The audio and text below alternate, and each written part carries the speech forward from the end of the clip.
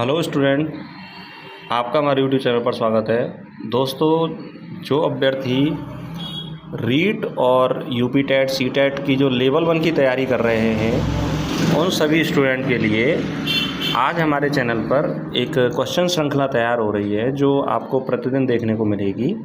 और उस क्वेश्चन से आपके जो पर्यावरण अध्ययन वाला जो भाग है उसके कई सारे कंसेप्ट आपको क्लियर होंगे।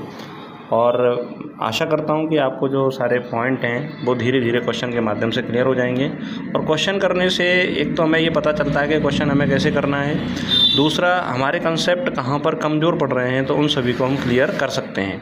तो ये जो प्रश्नोत्तरी है पर्यावरण अध्ययन की, यह पर्यावरण अध्ययन की जो प्रश्नोत्तरी है वो हमारे चैनल पर आज से प्रारंभ हो रही है। आपको रोज़ाना प्रश्नोत्तरी देखने को मिलेगी जब तक आपका वो पूरा सिलेबस है ख़त्म नहीं हो जाए। तो पूरे सिलेबस के अनुसार जो लेवल 1 है, लेवल 1 के लिए REET, UP TET, C TET जितने भी अभ्यर्थी पर्यावरण अध्ययन का अध्ययन करते हैं उनके लिए प्रश्नोत्तरी बहुत महत्वपूर्ण है। चलिए हम शुरू करते हैं। आज का जो पहला प्रश्न है वह है पारिस्थितिकी का अध्ययन किसके साथ संबंधित है। तो देखिए, पारिस्थितिकी को इकोलॉजी कहा जाता है। क्या नाम देते हैं? इकोलॉजी कहते हैं। पारिस्थितिकी को नाम दिया जाता है इकोलॉजी। और इकोलॉजी की जो परिभाषा होती है उस परिभाषा में बताया जाता है कि पृथ्वी पर पाए जाने वाले जीव और उसके वातावरण या पर्यावरण के मध्य जो पारस्परिक अध्ययन है उसको हम क्या बोलते हैं? इकोलॉजी या पारिस्थितिकी कहते हैं।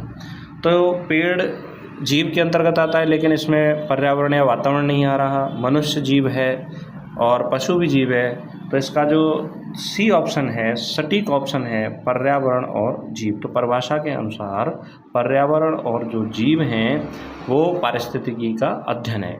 तो पारिस्थितिकी अध्ययन सबसे बेस्ट परिभाषा भी यही है, इकोलॉजी की परिभाषा यही है कि पृथ्वी पर पाए जाने वाले जीव और उसके चारों ओर पाए जाने वाले वातावरण के साथ अध्ययन को हम क्या कहते हैं? पारिस्थितिकी कहते हैं। चलिए नेक्स्ट क्वेश्चन के बारे में बात करते हैं। अगले क्वेश्चन के बारे में बात करें तो अगला क्वेश्चन है कि खाद्य श्रृंखला में ऊर्जा का प्रवाह कैसा होता है। अगला है खाद्य श्रृंखला में ऊर्जा का प्रवाह कैसा होता है। तो सबसे पहले आप ऐसे समझिए कि खाद्य श्रृंखला होती क्या है। खाद्य श्रृंखला में क्या होता है? एक शाकाहारी जीव होता है। शाकाहारी जीव को मांसाहारी जीव खाते हैं। तो जैसे मान लीजिए कोई प्लांट है, इस प्लांट को जैसे घास है, घास को टिड्डे ने खाया, तो जो एनिमल है, टिड्डा है, वो एनिमल है ट्रॉपिक लेवल 1। फिर टिड्डे को सांप खा गया तो ट्रॉपिक लेवल 2। इस तरह से खाद्य श्रृंखला चलती है। तो खाद्य श्रृंखला में जो ऊर्जा का स्रोत होता है वो ऊर्जा का स्रोत होता है सूर्य। ऊर्जा का क्या होता है? सूर्य होता है। तो हमेशा एक नियम है कि खाद्य श्रृंखला में एक स्तर से दूसरे स्तर तक जब ऊर्जा ट्रांसफ़र होती है तो 10% ऊर्जा जो है वो ट्रांसफ़र होती है। तो इस नियम को कहा जाता है 10% लॉ, 10% का नियम। इसमें ये नियम है कि 90% ऊर्जा की तो हानि हो जाती है, 10% ऊर्जा ही क्या होती है? आगे की ओर ट्रांसफ़र होती है। तो यहाँ पर देखिए 90% हानि होगी, फिर इसके पास कम पहुँचेगी, इसके पास कम पहुँचेगी, तो इस तरह से ऊर्जा जो है वो कम पहुँचती जाती है। तो ये जो ऊर्जा का प्रवाह है, अगर हम पिरामिड के रूप में देखें तो एक सीधा पिरामिड हमें देखने को मिलता है, जहाँ पर जैसे यहाँ पर हम 1 में ट्रॉपिक लेवल 1 में शाकाहारी है, फिर दूसरे में क्या आ जाएगा? मांसाहारी, फिर तीसरे में क्या आ जाएगा? उच्च मांसाहारी, और चौथे ट्रॉपिक लेवल में क्या आ जाएगा? सर्वोच्च मांसाहारी। तो ऊर्जा जो है वो हमेशा क्या होती है? कम होती चली जाती है। और पिरामिड जो है वो कैसा बनता है? सीधा बनता है। इसीलिए इसका जो पहला ऑप्शन है वह है सीधा। तो ऊर्जा का प्रवाह जो है पिरामिड सीधा बनने के आधार पर कैसा होगा? ऊर्जा का प्रवाह हमेशा सीधा होगा। नेक्स्ट क्वेश्चन के बारे में बात करते हैं। निम्नलिखित में से कौन एक प्राथमिक उत्पादक है? तो मैंने अभी बताया था कि खाद्य श्रृंखला में अगर उत्पादक की बात की जाए तो सूर्य जो सन है हमारा, सन ये ऊर्जा का प्राथमिक स्रोत है। और इस सन की ऊर्जा को जो ग्रहण करते हैं वह करते हैं प्लांट। कौन ग्रहण करते हैं? प्लांट इस सन की ऊर्जा को ग्रहण करते हैं। तो प्राथमिक स्रोत जो हो जाएगा वो हो जाएगा प्लांट। तो देखिए शेर जो है वो सर्वोच्च स्तर पर आता है, बाघ सर्वोच्च स्तर पर आता है, चील भी खाद्य श्रृंखला में सर्वोच्च स्तर पर आता है। शैवाल, ध्यान दीजिए, शैवाल एक प्लांट है। शैवाल क्या है? प्लांट है। इसीलिए पौधा होने के कारण शैवाल खाद्य श्रृंखला में क्या हो जाएगा? एक प्राथमिक उत्पादक हो जाएगा, एक प्राथमिक स्रोत हो जाएगा। अगला क्वेश्चन है, किस प्रकार का पारिस्थितिक तंत्र विश्व में सबसे बड़ा है?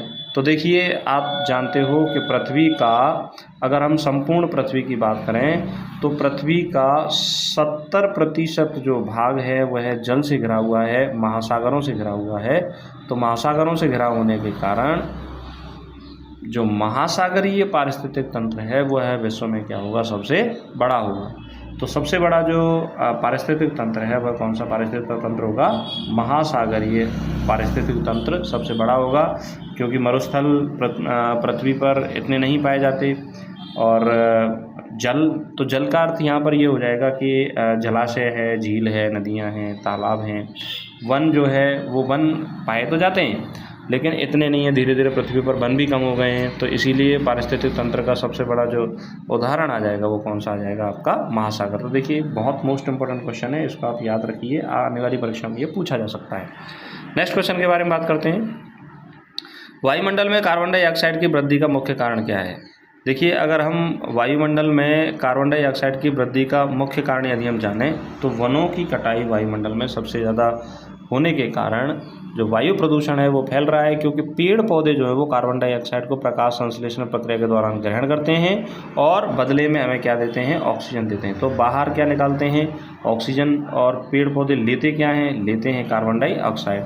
अब जब वनों की कटाई हो रही है तो प्रदूषण ज़्यादा फैल रहा है, तो वनों की कटाई के कारण कार्बन डाइऑक्साइड की मात्रा में क्या हो रही है? वृद्धि हो रही है। पशुपालन इसका हो नहीं सकता, पशुपालन जल प्रदूषण से कार्बन डाइऑक्साइड की मात्रा में वृद्धि नहीं हो रही, और मृदा प्रदूषण से भी कार्बन डाइऑक्साइड की मात्रा में वृद्धि नहीं होती है। तो इसका जो राइट आंसर है वो कौन सा हो जाएगा? वनों की कटाई।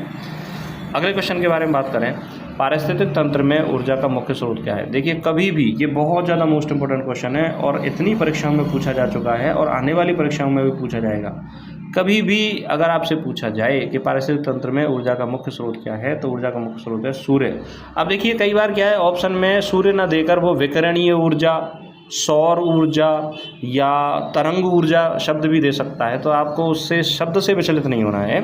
उसका राइट आंसर क्या हो जाएगा? पारिस्थितिक तंत्र में ऊर्जा का मुख्य स्रोत क्या हो जाएगा? सूर्य पारिस्थितिक तंत्र में ऊर्जा का मुख्य स्रोत है।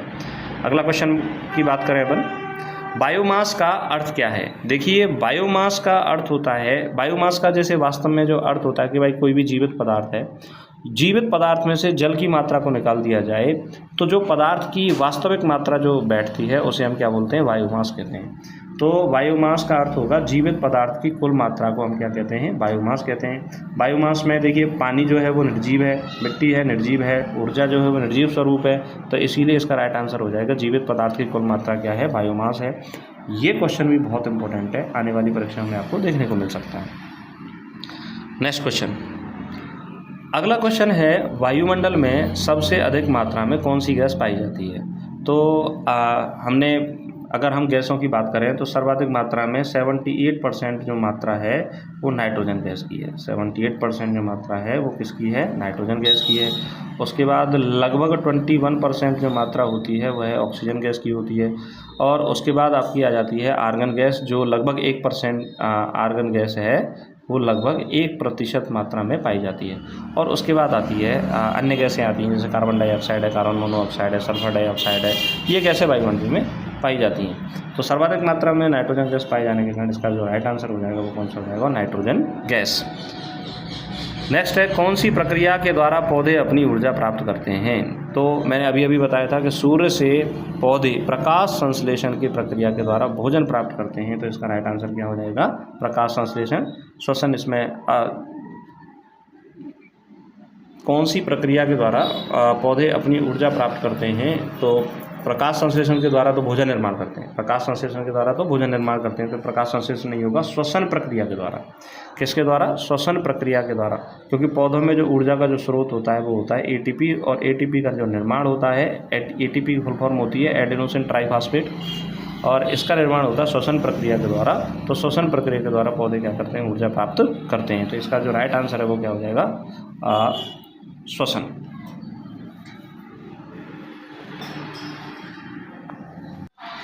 अगला है जैव विविधता का क्या अर्थ है। तो जैव विविधता देखिए नाम से ही पता चल रहा है, जैव विविधता का अर्थ है जीवों की विविधता। जैव विविधता का अर्थ क्या है, जीवों की विविधता। तो हमें पहले ऑप्शन में ही मिल गया, इसका जो राइट आंसर हो जाएगा वह हो जाएगा जीवों की विविधता। आगे हम बात करें, कार्बन चक्र में कौन सी प्रक्रिया शामिल है। कार्बन चक्र में कौन सी प्रक्रिया शामिल है। तो देखिए नाइट्रोजन स्थिरीकरण कार्बन चक्र में नहीं होता, क्योंकि इसमें नाइट्रोजन का स्थिरीकरण किया जाता है। श्वसन प्रक्रिया में कार्बन के जो पदार्थ हैं उनको तोड़ा जाता है, उससे क्या प्राप्त की जाती है, ऊर्जा प्राप्त की जाती है। अभी अभी हमने कुछ क्वेश्चन किए थे।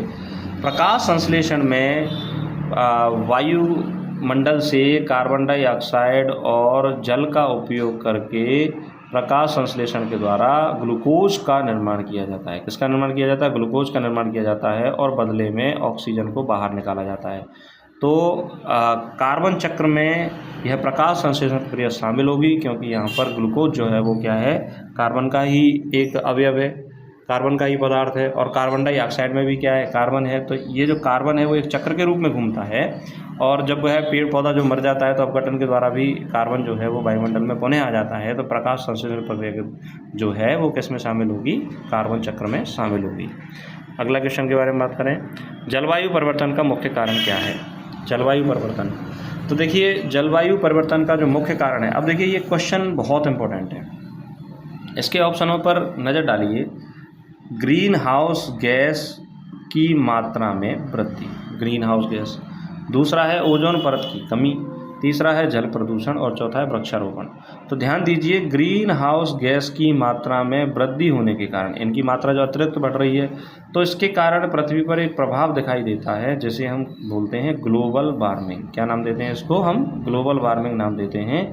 और इस ग्लोबल वार्मिंग के कारण ही जलवायु परिवर्तन होता है। तो इसका जो राइट आंसर हो जाएगा वो हो जाएगा ग्रीन हाउस गैसों की वृद्धि। तो ये किसके कारण हो रही है, ग्लोबल वार्मिंग के कारण हो रही है। नेक्स्ट है, निम्नलिखित में से कौन एक गैर नवीकरणीय संसाधन है। तो गैर नवीकरणीय संसाधन का मतलब होगा कि भाई भविष्य में वो खत्म हो जाएगा, और भविष्य में कौन सा, जीवाश्म ईंधन खत्म होता है, जिसमें पेट्रोल, डीजल, एलपीजी, सीएनजी, कोयला ये सब आते हैं। तो कोयला जो है वो गैर नवीकरणीय अनवीकरणीय संसाधन हो जाएगा। सूर्य, पवन और जल जो है वो कैसे हैं, नवीकरणीय संसाधन है। तो इसका जो राइट आंसर है वो क्या हो जाएगा, कोयला। अगला क्वेश्चन है, पृथ्वी पर जीवन का समर्थन करने के लिए सबसे महत्वपूर्ण कारक कौन सा है। पृथ्वी पर जीवन किसके कारण संभव है। तो ये बहुत मोस्ट इम्पोर्टेंट क्वेश्चन है। ये एक सोचने वाली बात है कि पृथ्वी पर जीवन किसके कारण संभव हुआ। पृथ्वी पर जीवन किसके कारण संभव हुआ। तो जीवन की जो उत्पत्ति है वह जलीय वातावरण में पहले हुई है। किसमें हुई है, जलीय वातावरण में। जल, हवा, मिट्टी, सूर्य। देखिए जहाँ पर जल नहीं है, जहाँ पर हवा नहीं है, लगभग हम कहेंगे कि पृथ्वी पर जीवन का जो प्रमुख कारण है, जीवन की उत्पत्ति का प्रमुख कारण है, जीवन का समर्थन करने का प्रमुख कारण है, वो लगभग सारे कारण यहाँ पर सही होंगे। पर इनमें से यदि हम मुख्य रूप से देखें कि कौन सा प्रमुख कारक जीवन की उत्पत्ति का जो कारण बनेगा, तो वह बनेगा आपका जल। क्या बनेगा, जल। क्योंकि जीवन की उत्पत्ति सबसे पहले कहाँ हुई है, जलीय वातावरण में ही जीवन की उत्पत्ति हुई है। आगे हम बात करें, किस गैस को ग्रीन हाउस गैस कहा जाता है। तो देखिए ग्रीन हाउस गैस के बारे में यदि हम बात करें तो सबसे प्रमुख जो गैस होती है वह होती है कार्बन डाइऑक्साइड, उसके बाद होती है मीथेन, उसके बाद होती है क्लोरोफ्लोरो कार्बन, और उसके बाद होती है सल्फर डाइऑक्साइड, कार्बोनेट और नाइट्रोजन ऑक्साइड। ये सारी गैसें होती हैं। तो सबसे ज़्यादा जो प्रतिशतता 60% जो प्रतिशतता है वो किसकी होती है, कार्बन डाइऑक्साइड की प्रतिशतता सबसे ज़्यादा होती है। तो इसीलिए कार्बन डाइऑक्साइड गैस प्रमुख ग्रीन हाउस गैस है। आगे हम बात करें, निम्नलिखित में से कौन सा एक जैवमंडल का भाग नहीं है। तो देखिए जैवमंडल के अंतर्गत जलमंडल, वायुमंडल और स्थलमंडल तीनों आते हैं। अंतरिक्ष जैवमंडल का भाग नहीं है, क्योंकि ये हमारे वायुमंडल से बाहर है। आगे हम बात करें, जल चक्र का कौन सा घटक है। तो देखिए जल चक्र में क्या होता है, जो वाष्पीकरण से जो पानी है वो वाष्प बनता है, फिर हिमीकरण से वह बूंद बनती है, फिर वह वर्षण के द्वारा वो नीचे आता है, फिर उसके बाद वाष्पीकरण होता है। तो इस वाष्पीकरण प्रक्रिया ही क्या है, वास्तव में जल चक्र का प्रमुख कारण है। कंपन नहीं होगा यहाँ पर, चुंबकीय क्षेत्र नहीं होगा, गुरुत्वाकर्षण यहाँ पर नहीं होगा। आगे हम बात करें, जीवाश्म ईंधन के उपयोग का मुख्य प्रभाव क्या है। जीवाश्म ईंधन मतलब जीवाश्म ईंधन का अर्थ हो गया कि आपका कोयला है, कोल जिसे हम कहेंगे, कोयला, डीजल, पेट्रोल, तो ये सब क्या है, जीवाश्म ईंधन है।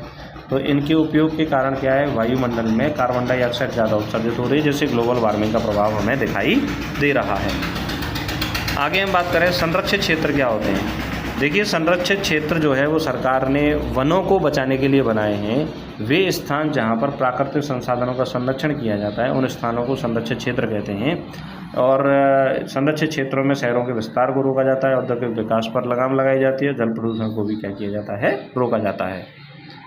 आगे हम बात करें वनस्पति के बिना पारिस्थितिक तंत्र में क्या कमी होगी। वनस्पति के बिना, अब देखिए वनस्पति नहीं है, क्योंकि वनस्पति क्या है, प्लांट है, और प्लांट ही नहीं है तो वायुमंडल में कार्बन डाइऑक्साइड तो होगी लेकिन ऑक्सीजन नहीं होगी। क्यों नहीं होगी? क्योंकि प्रकाश संश्लेषण प्रक्रिया में कार्बन डाइऑक्साइड का तो पौधा उपयोग कर लेते हैं, ऑक्सीजन को बाहर निकालते हैं। तो किसकी कमी होगी? ऑक्सीजन की होगी। कार्बन डाइऑक्साइड होगा, पानी होगा, मिट्टी होगा, लेकिन क्या नहीं होगी? ऑक्सीजन नहीं होगी। तो इस तरह से दोस्तों हमने जो इम्पोर्टेंट 20 क्वेश्चन थे पर्यावरण अध्ययन से संबंधित, उनके बारे में बात की।